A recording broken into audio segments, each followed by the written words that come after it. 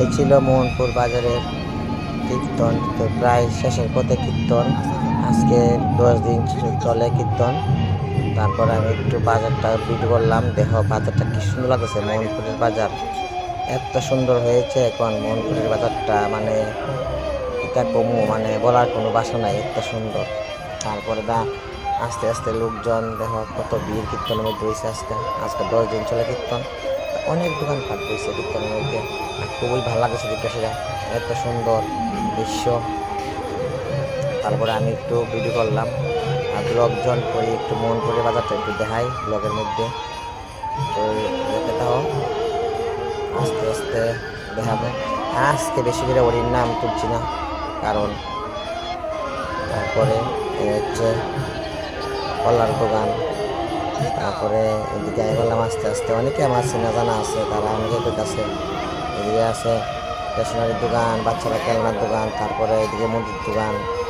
মোহনপুর বাজারে সব কিছু পাওয়া যায়, সব কিছু পাওয়া যায়। এখন এত বড় বাজার হচ্ছে, মানে কোনের মতো না। খুব সুন্দর জায়গা আছে, বাইক টেক রাখতে পারবেন, গাড়ি রাখানোর জায়গা আছে। এই হচ্ছে আমাদের কালীমার মন্দির। তো সবটাই তোমাদের সঙ্গে একটু শেয়ার করতেছি আস্তে আস্তে। এই যে কালীমা, তারপরে দিয়ে কীর্তনটা সবটাই তোমাদের সঙ্গে দেখাইলাম। আর আজকে কীর্তন বেশি করছি না, কিছু লোকজন করছি। তারপরে আসছে 2 মডেল কালীবার দ্বার রয়েছে, দেখো মডেলিং করতেছে। তারপরে আমি আস্তে আস্তে চলে গেলাম কীর্তনের দিকে। তো দেখো এদিকে অনেক ছেলেরা দাঁড়িয়ে রয়েছে। তারপর দাঁড়ায় একটু তুললাম হরির নাম কীর্তনটা, আমাদের সঙ্গে একটু শেয়ার করলাম আস্তে আস্তে। তো অনেক ভিড় ছিল, তার জন্য আমি সামনে যেতে পারলাম না। সামনে যেতে পারছি।